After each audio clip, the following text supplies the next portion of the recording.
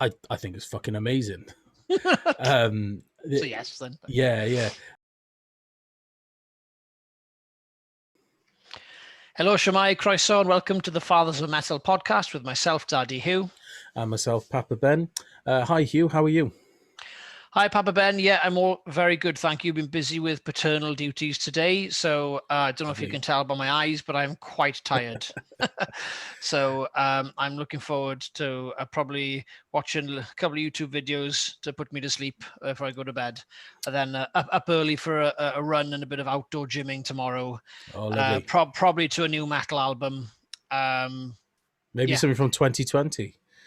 Potentially, again, that's what we're going to be doing a lot of listening for our next Rock-Respective episode, where we'll be analysing as many albums as possible from 2020. I know there's definitely Deftones and Lamb of God on that list I've not listened to. So, yeah. 2020 is going to be excited. So, yeah, I might even whack a bit of Lamb of God on tomorrow morning. Why not? Lovely.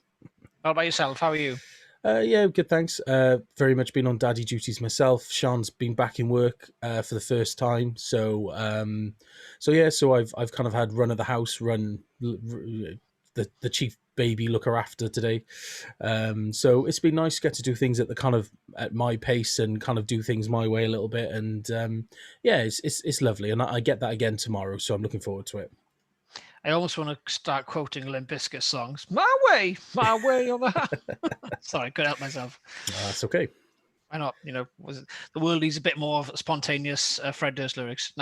Only now and again in small doses. Yes. So everyone, welcome to another episode in our series of reaction videos where Papa Ben and I discuss, in this case, a newly released album. So Papa Ben, what are we discussing today?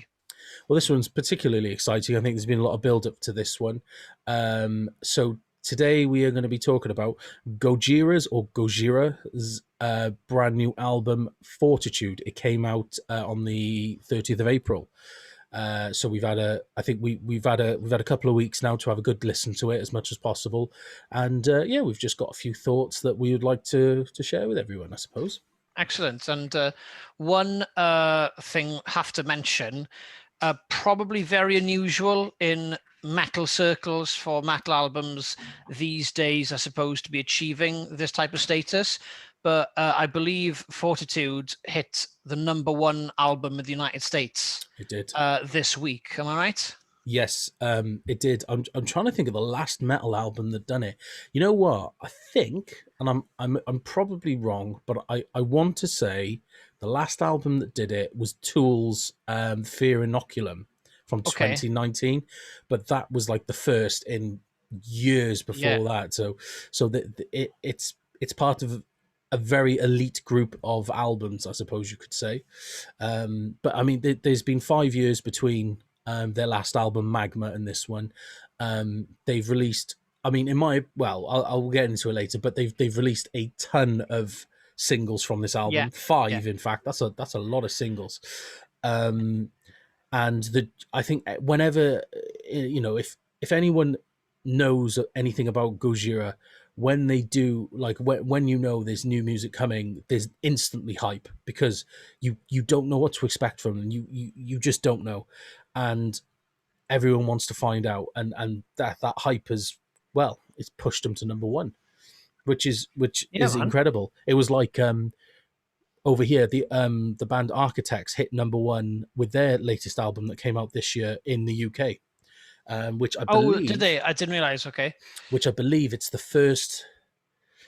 something like the first metal album to ever hit #1 in the UK. It's something like that, or like in the last 20 years or something. It hasn't happened very regularly. So, but it's nice to see heavy metal hit the mainstream and be accepted into the mainstream. It hasn't really since the mid 80s, really, as then when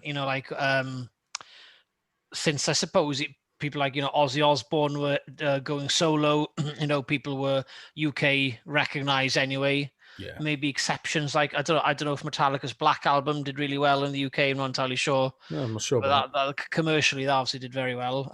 Interesting to know us. I'm not really up with my chart statistics when it comes to metal. It'd be interesting to just for me to find out, really. So So I'd definitely say, just to start, before we continue, so if you're listening to us for the first time, so for those tuning in, we are METALIDADS, Papa Ben and myself, Daddy Huw. We are based all over Wales. We're a network of community of fathers who act as a paternal and well-being support network for each other.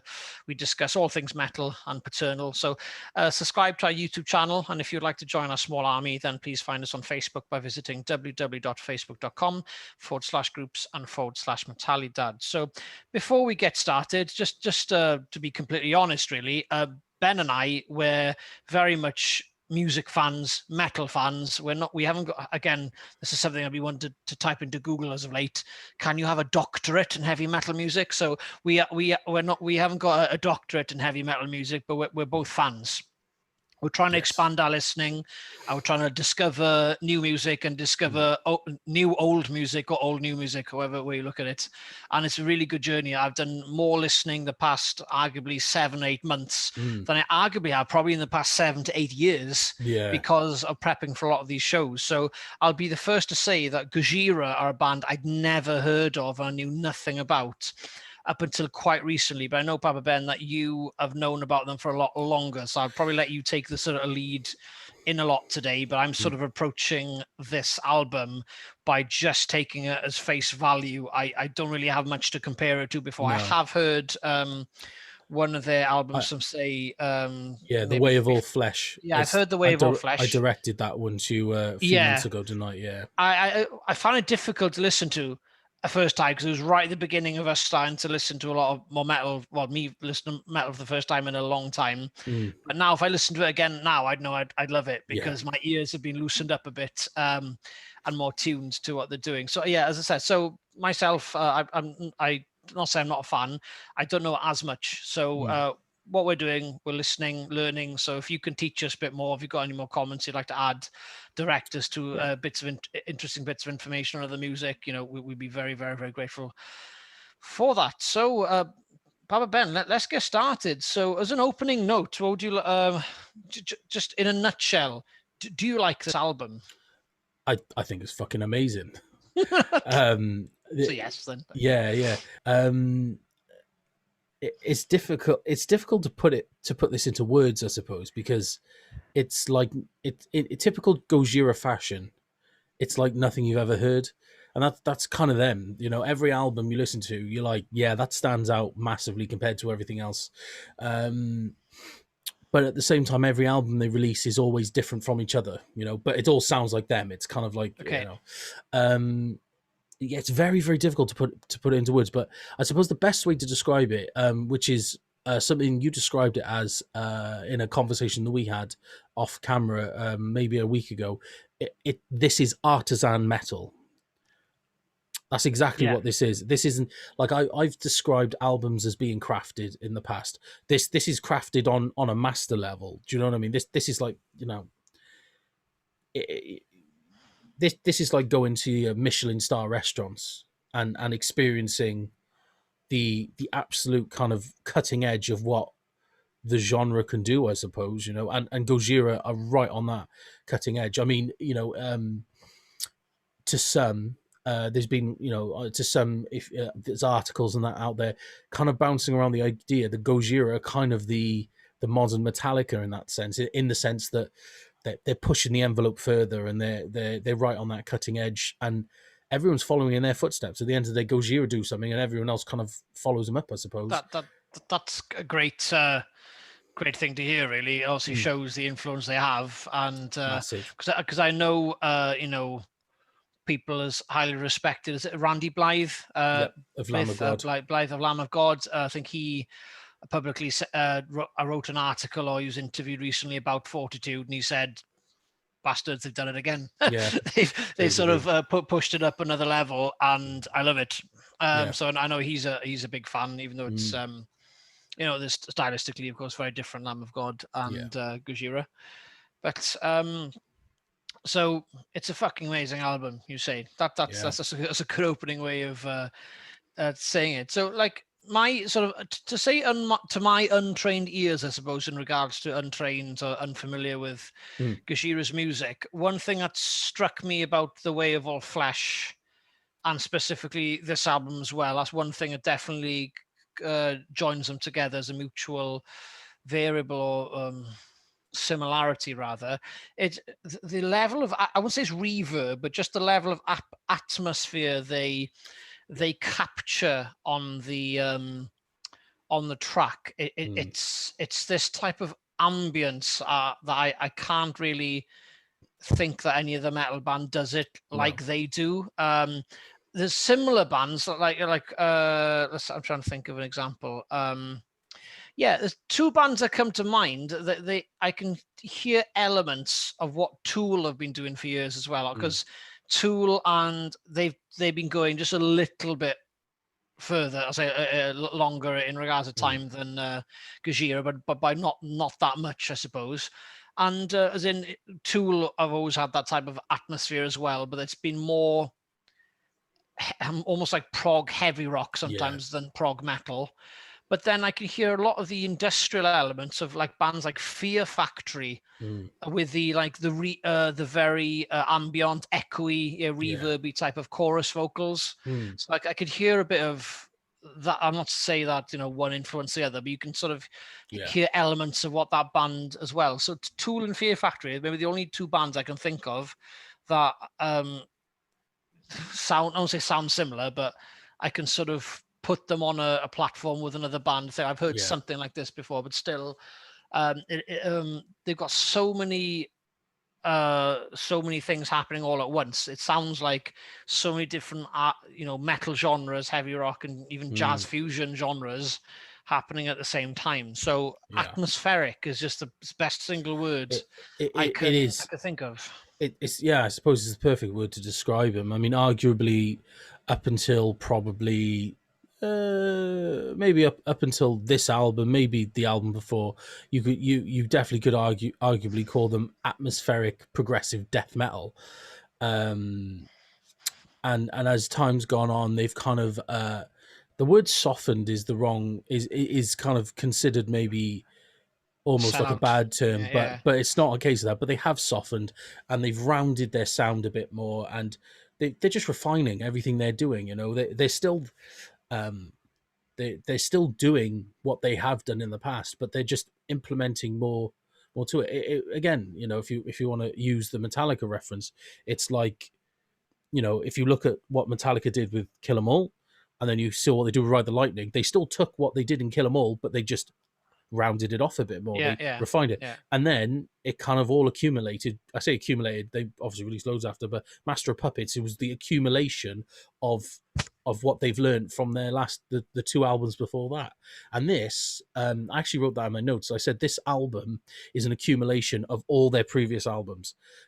Nice. If you listen, once you've listened to this, if you listen to their discography and then listen to this, you could literally point at a song and go, that could sit on that album, that could sit on that album, that, like, you could literally you could take songs out of this album and put them in previous albums and they would fit perfectly fine. And I'm not suggesting that this is going to be their peak, but this is very much like, this is like the, if you watched Avengers Endgame, this is the kind of, it's the peak of what they're currently doing.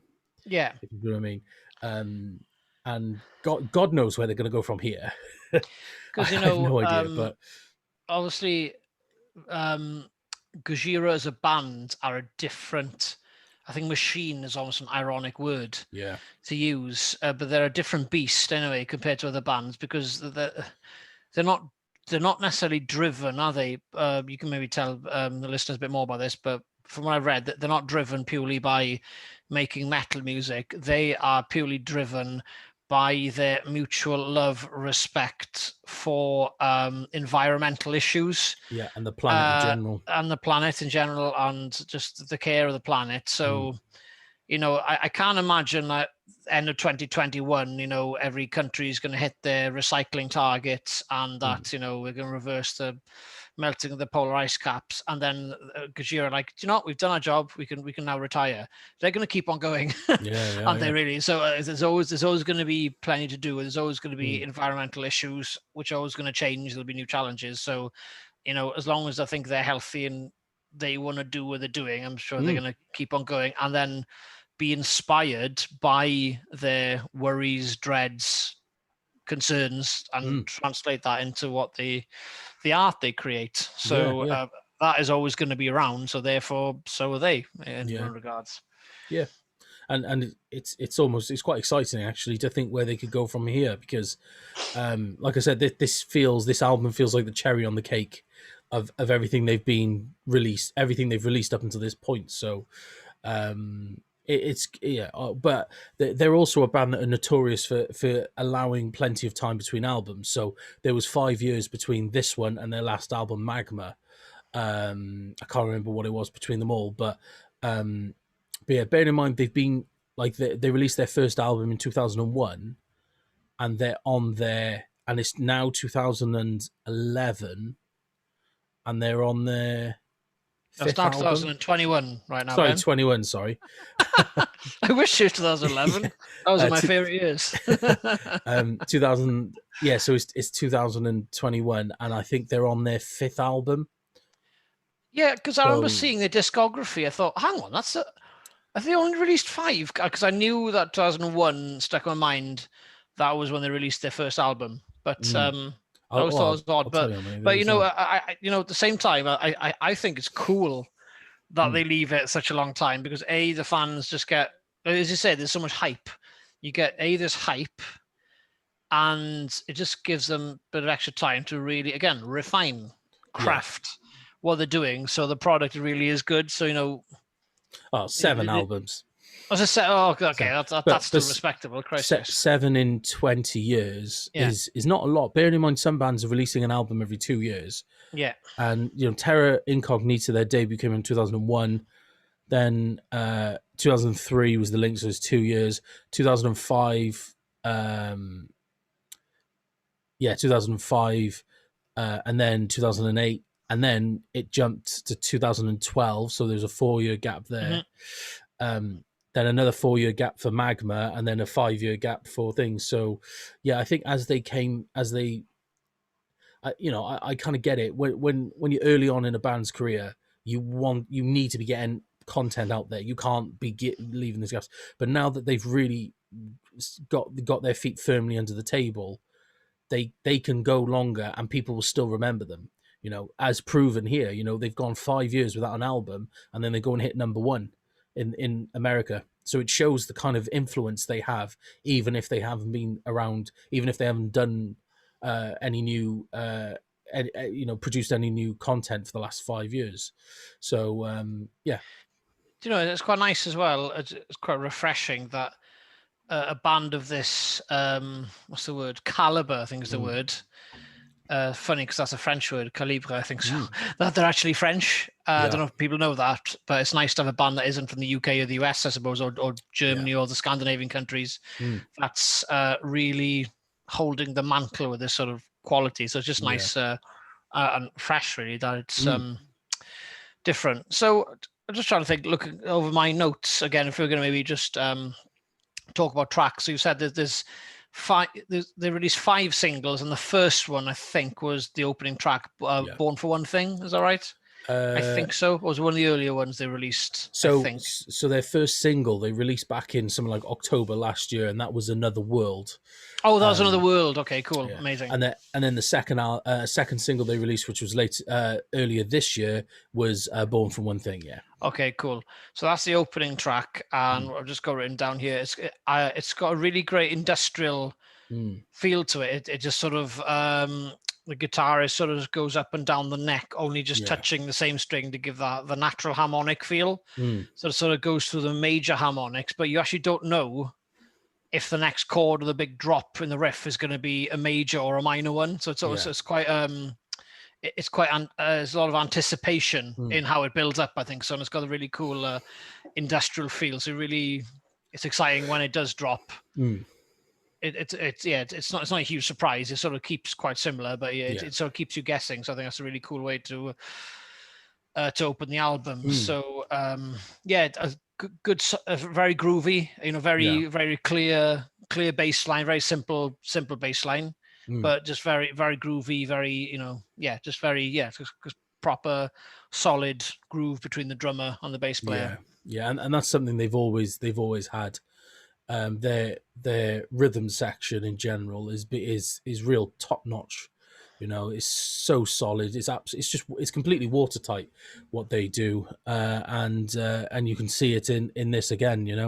But yeah, it is interesting.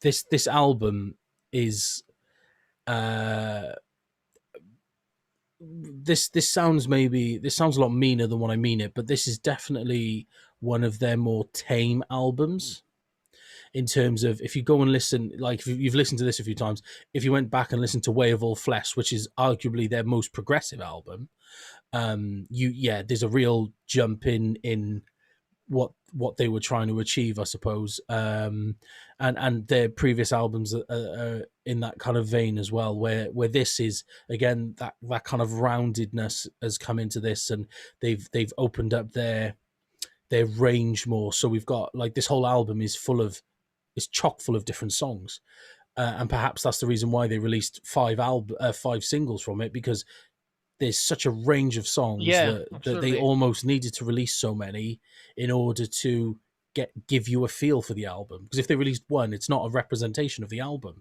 It's Like such Hell a Unleashed, we yeah. listened to recently, which we reviewed in a separate video by the band Evil, of course. So Yeah, it's interesting, there's no right way, I suppose, to no, self-publish or to self-promote. Sorry, the album, because you and I thought that because they released 5 singles, we thought this was going to be like a bible of an album in regards thought it to, would be like, oh, massive. Yeah, it's going to be huge, but it's only 11 tracks, 11. and that's almost 50%, just short of 50% of the Yeah. album they've actually showed beforehand. Wait, So wait, this shows there's no yeah. wrong or right way to do it. It just depends, really, I suppose. I mean, for me personally, I understand why they released so many singles, but for me personally, I feel like it's too many. Yeah, Because, yeah, I mean, if we take it from the perspective of, let's just say there will be people out there who would buy all the singles yeah, individually and then buy the album. yeah. Well, I kind of feel like that they're almost getting. I don't know if cheaped out is again a harsh term, but you've literally bought half the album. Let's say each song is 99p, because that's roughly what they are. So you've spent basically a fiver on those 5 tracks, and then all of a sudden you've got to buy the album, and half the album is already Yeah. like you. Do you know what I mean? I just from that perspective, I do feel it's a bit mean, but I get why they did it, because again, it's the only way they can truly show what is on the album, because Okay. it's such a Yeah. range. So it's a bit of a tricky one there, but Yeah, it's the almost like it reminds me. It's almost like the equivalent of uh, you seeing a trailer of a film and they give too much of the film away in the yeah, trailer. yeah, That's sort of a similar analogy. yeah, I'd say so, definitely. Yeah, but I suppose if you're trying to show what your album is all about, and it is so ranged, then I suppose you need to kind of show it. Um, before we go on, it's probably worth mentioning as well that the album's called Fortitude, and the reason why is, in an interview, names escape me all the time. I'm terrible with names, but their vocalist stated that they're hoping that people will listen to this album, and it will encourage them to be a better version of themselves. So, in some way, that they've released this album in a way to help, possibly people self-counsel, and just inspire people to just be better, I suppose. It's very, very deep, very Yeah. meaningful. Yeah, objective, I suppose, isn't Mm. it? Really, very selfless. Yeah, yeah, and while doing that, obviously they do put that kind of message of the environment in. Like, for instance, I mean, the whole album has got touches of it, but specifically the first 3 songs of this album is very heavily focused around people, inheriting the earth, and what we are doing to the earth as a result of us being the Yeah, inheriting inheritors. it. Yeah, yeah. Um, it's very, very focused around that, and then as the album goes on, that's where it maybe takes that slightly. It's almost, I almost feel like the album is kind of saying, look, first 3 songs of it saying, look, this is the situation we are in with, this is what we're doing to the planet. This is the situation we're in. This has got to change because it's not sustainable. And then, so they put the message out there, and then the rest of the album is more of and this is what you can do to be better. This is what you can do to help the environment. This is what you can do to help yourself. Do you see what I mean? Yeah. Which, like you say, it's incredibly deep. Very, very deep. The use of different instrumental sounds in this album is massive, because straight away on track 2, Amazonia, yeah, it's almost like a didgeridoo type of. It's not a didgeridoo, is it? It's a what's it called? I'm not sure what the instrument is, but yeah, I've got it down as a note. It almost has like a Sepultura feel to it. Yeah, it does. It's got almost like a tribal, Aztec. like a tribal, Latin American type of sound to it. It's a very simple wow, wow, wow. Yeah, I'm not sure what it is, but it's just got that tribal jungle type of feel to it.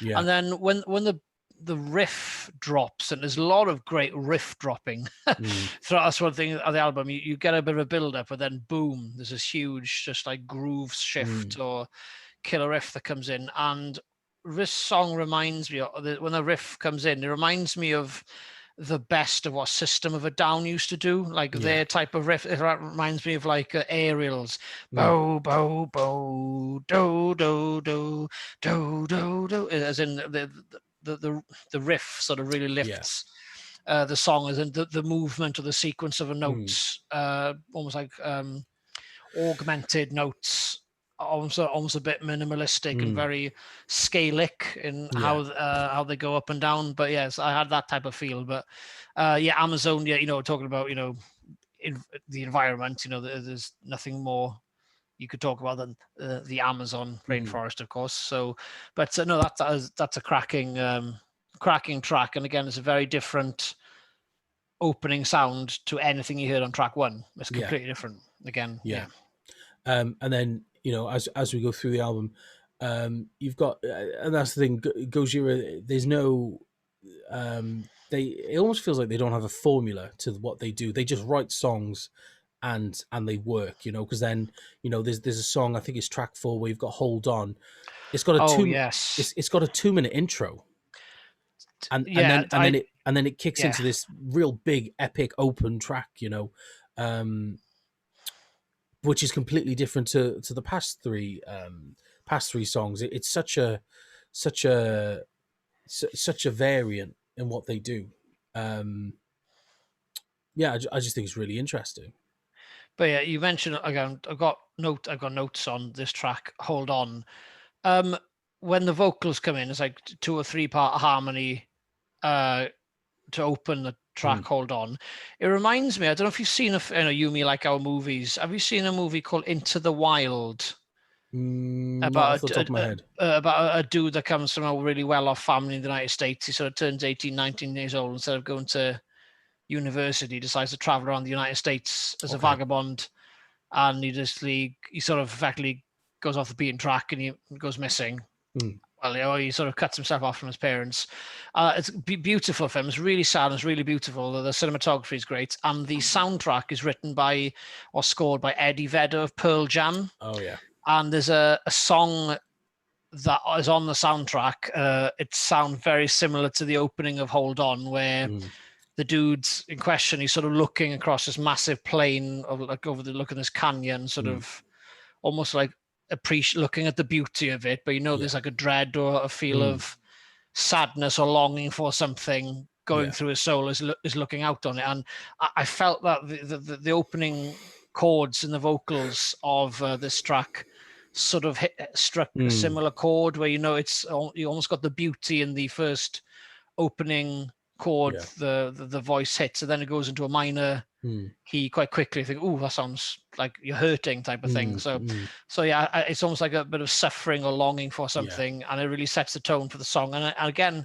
a killer riff just drops and really completely shifts the tone of the song. And specifically, talking about like different guitar sounds and instrument sounds, the guitar sound here, I think it's the first time the guitarists do it now is track 4. But when they do the downstrokes, it's like they're playing the pinched harmonics with the downstrokes, and it almost gives it again a different type of ambient sound. It's almost like Billy Joe Armstrong did to the opening of Basket Case by Green Day. So it's that sort of downstroke, but palm muting and doing a bit of pinched harmonics as well as you're stroking down. So it's got that type of it's a high pitched sound you're familiar with doing or harmonic-y type of sound you're doing when you're doing pinched harmonics. So that's one thing that stood out. The two main things that stood out for me, and obviously they close this song "Hold On" with as they did with the intro with the vocals, isn't it? If I remember rightly. But this one definitely stood out to me. In the entire, so many tracks stand out for me, but this is one that had one of the biggest impact, because you're like, oh wow, was not expecting that, because again, it's completely stylistically different to whatever genre they claim to be, isn't it? It's a mix. I wouldn't even know what to call them now. No, and then it, like I say, it's this album is just it's basically a whole album full of strong songs. There's not a weak song in this album at all. There's some that are stronger than others, but they're all strong. Interestingly, if we move on to the title track, Fortitude, the thing that really stood out to me about this one is it's a 2-minute instrumental, which serves as an intro into the next song, The Chant, which is for me quite unusual, because normally your title track is your headline, if you want to call it. Yeah, of course. So to have the title track as a 2-minute introduction to the song after, that's not unheard of for what they do, though. So the best reference I got here is on their 2005 album From Mars to Sirius, which is my favorite album by them, by the way. Cool. It's the first one I heard back in, I think it was in 2006. I heard the album. The album is called From Mars to Sirius, Sirius, I think it is. And on the track listing, they have 2 songs. One of them's called From Mars. The other one's called to Sirius. And From Mars is essentially the intro to Sirius. Oh, okay, interesting. So it's something they have done before. It's, again, this is what I'm saying, accumulation of everything they've done before. They've taken little stylistics from all of their albums and put it into this. And that's what I get with this, is Fortitude.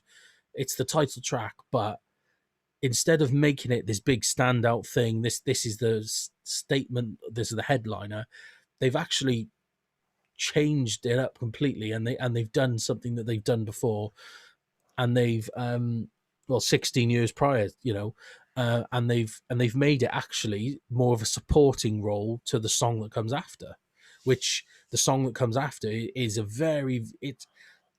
at this point in the album, The Chant is the biggest contrast I think we've heard, and it's probably I think it is the biggest contrast in the album. It's extremely melodic. It just, again, it's just more proof to show how much range Gojira have in their songwriting abilities, and for it to have a song that goes so far in the other direction, and it still works into context with the album, in context to who Gojira are. And it's their softest song, and definitely the most melodic song to date. It's everything on this album is a work of art in its own way, and this is just another example of that. Cool, man. No, I agree. Again, just in regards to to strengths of individual songs, you almost like expect them to run out of steam. Yeah. So you sort of get halfway through the album and think, there's got to be a filler or cannon fodder in here somewhere, but all killer. All killer, absolutely. But again, just when I was writing notes for this, I sort of skipped through the first. I listened to the first half of the album, but the middle bit I've sort of forgotten my own notes. But I just remembered. This last track, the grind, or grind, is it just grind? The grind. The grind. Oh yeah, grind. There you go. The trails and then grind. Yeah. So the last track is 5 minutes 34, and it has a fade out ending. Mm. And I don't know, so weird, but yeah, so Grind sort of begins the song so the song itself begins this song, the final one, like the album started. It's got like the natural harmonic sound on the guitar going up and down, so it's almost like a continuation of a original idea. But then halfway through the song starts ending in the middle of the song. Yeah, it does. Yeah, and it's a slow fade out.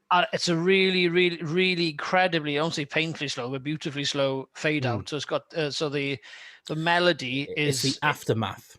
Yeah, it is an absolute aftermath. You've got this really infectious melody which goes over and over and over. So you've got this element of like mysticism, but specifically minimalism. So like almost like when something repeats and repeats, almost gives you like a hypnotic type of effect. It sounds really, really weird about this analogy I'm about to use. I don't even know it's an analogy, but I'm a big fan. I have always been a big fan, if that's the word, of white noise. I like the sound of white noise. It actually soothes me. Like, for example, the sound of a hairdryer or a kettle, specifically the sound of rain. Yeah. And I can sit and listen to all those aforementioned things, and it can really relax me. Yeah. And listening to this, I almost had the same feeling I had if I was trying to sleep and the rain was lashing on my window. I had that. It gave me the same like pleasure of listening to white noise. Yeah. And when it was fading out and fading out and fading out, by the time it stopped, I felt really, really sad because white noise, it gives you this lovely sort of feeling. And when it stops, you feel, let down, or please continue.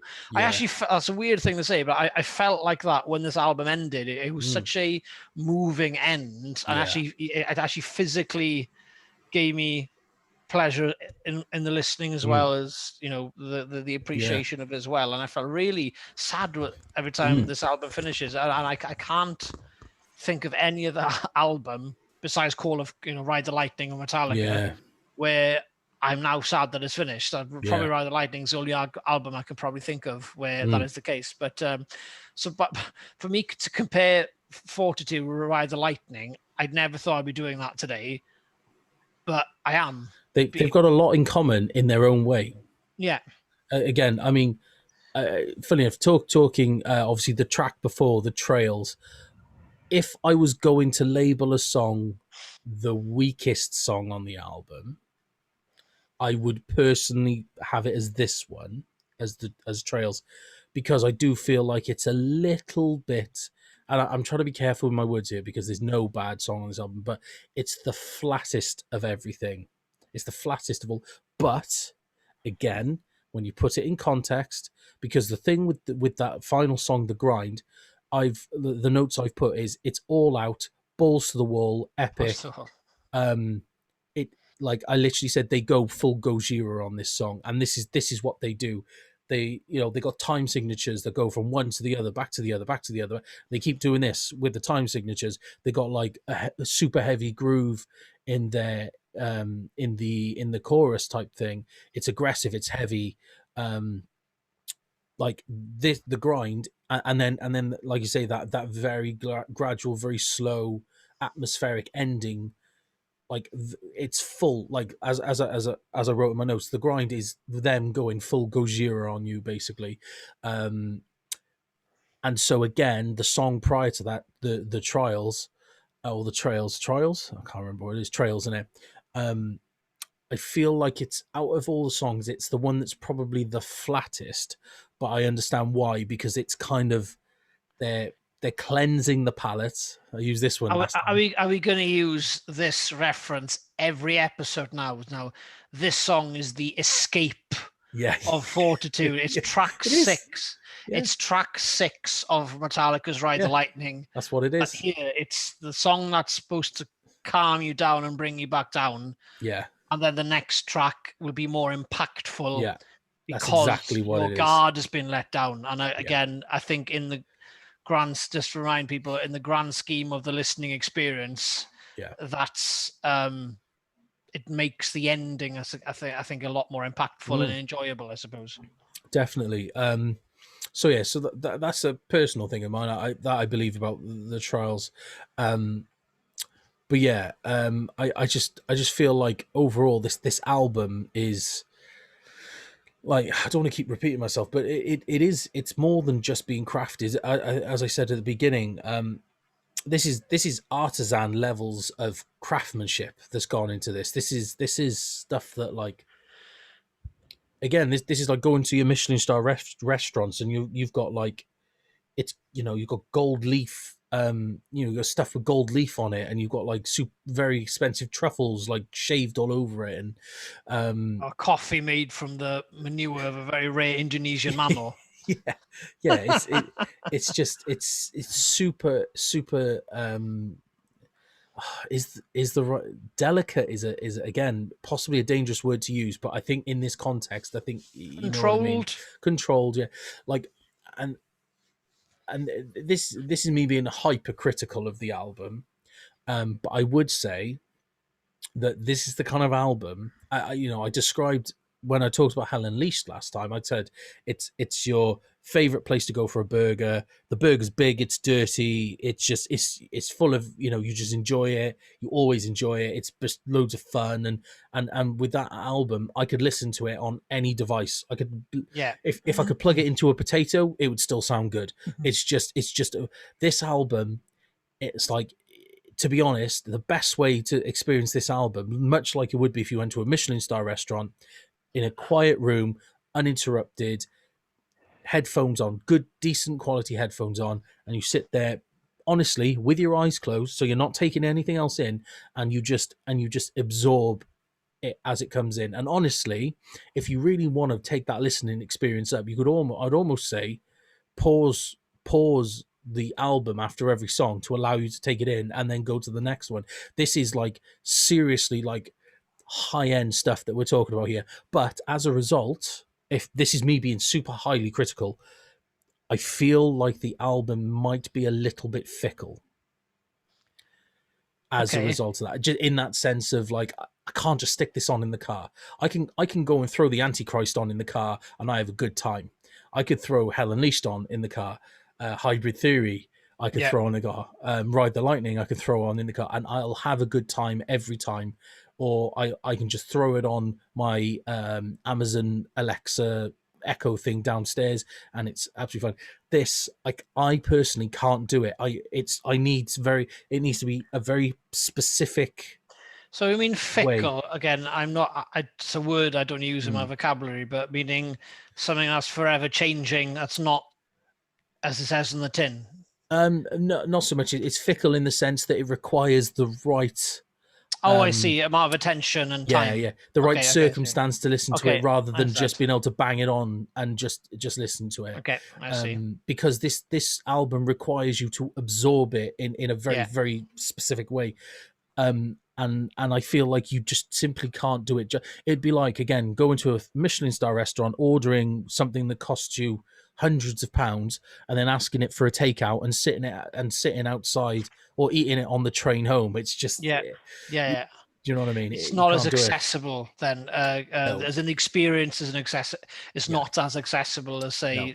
a simpler album where it is, as it says. Okay, I get it. Yeah. Yeah, Good yeah. point. That's an interesting point. So that's my take on this, but that doesn't take away how good this album is. This is, like, this is, this is the best of where's the cutting edge. It's kind of the best of what. It's out there now. Yeah, yeah, yeah. It's the best of what metal is right now, and as good What as a time other to be things. alive. What a time to be alive. Yes. As good as everything else that comes out is. No one holds a torch to Gojira, really.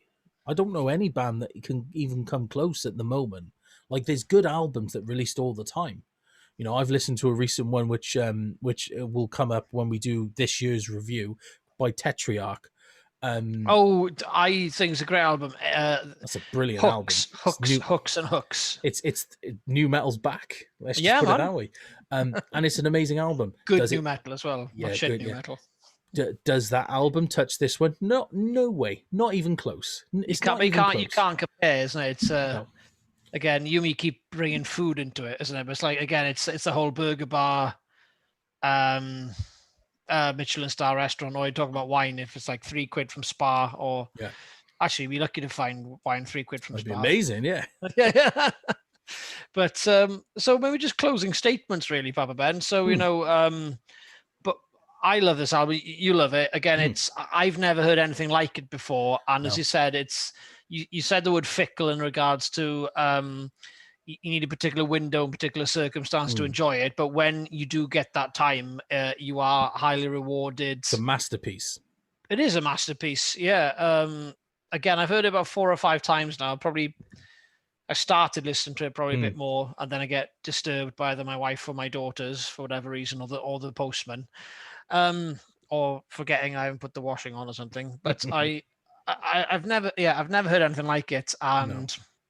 again, the only other album I can say I get sad when it finishes is my favorite album of all time. That's Ride the Lightning. And now Fortitude by Gojira is the only other album I think I can think of that has that same effect. So just saying that, I'm surprising myself by saying that out loud. And I wasn't planning on saying that out loud. It was only just dawned on me. But it just goes to show how someone like me, who isn't a seasoned Gojira fan, can just literally say that after 4 or 5 listens by just listening to it as a first timer. And this is the best gateway album I can think of, I'm assuming, in all the back catalogue. Probably, yeah. Listen to them. I probably will go back to the beginning, because I know they were a lot more, well, I read they were a lot more brutal in their opening album. They were very much death metal. More death metal. So I'm really excited to hear their first album, actually.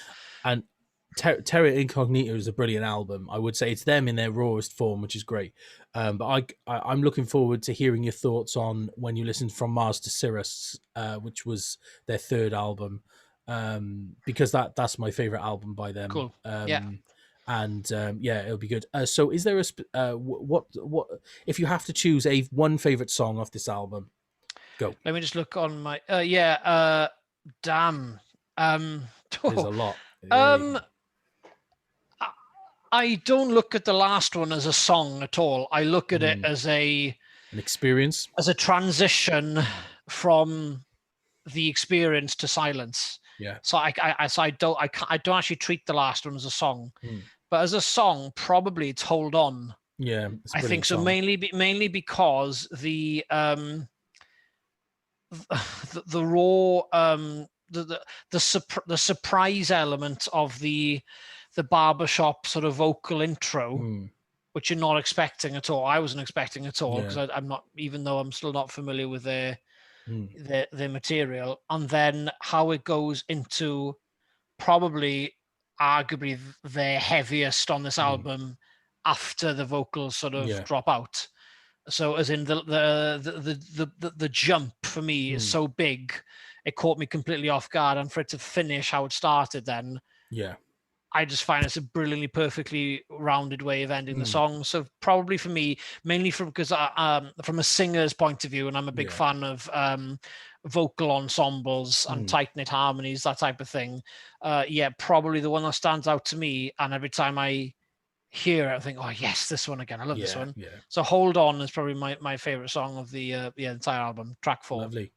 For me, it's a toss-up. I really, really like the song Sphinx, which is towards the end of the album. And the reason why I like it so much is if you listen to that song you could take and put on the album From Mars to Sirius, and it would be it's exactly the tone and sound that album is. So if you want a very quick idea as to what From Mars to Sirius is all about, the sound, the feel, the aggression, everything, go and listen to Sphinx, and then you know exactly what to expect going into From Mars to Sirius. And as that's my favorite album, that song in particular, it stands out as an incredible song. But one song beats it out, and I think I just love it, and that's Into the Storm, which was one of the singles that they released as well. Again, if you're talking about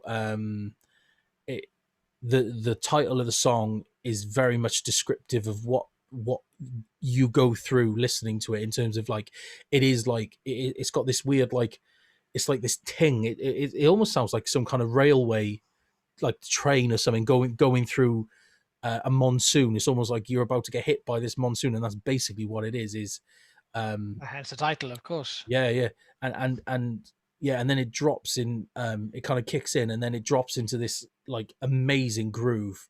It's just a journey, and it really does. It's that feeling of, it's got a very atmospheric opening, as you know, Gojira do over here, and then you just slam. It is like literally like driving, and then getting like driving straight into the middle of a storm. It just it slams right into you, and you're just absorbed into it. Do you know what I mean? I think it's absolutely incredible. So yeah, so for me, I'd say my favorite song is Into the Storm, but it's very, very, very Very closely tight. followed That's cool. by Sphinx. So yeah, that's Is there any closing statements, Ben? um go and listen to the album. Yeah, It's absolutely, it's an experience. You must go and listen to it. If just try and find the best pair of headphones you've got. Give yourself, well, the album's like 45 minutes or something like that, so allow yourself an hour or so. Just go into a quiet room, close your eyes, put this on, and just absorb it. That's the best way I can say about this album.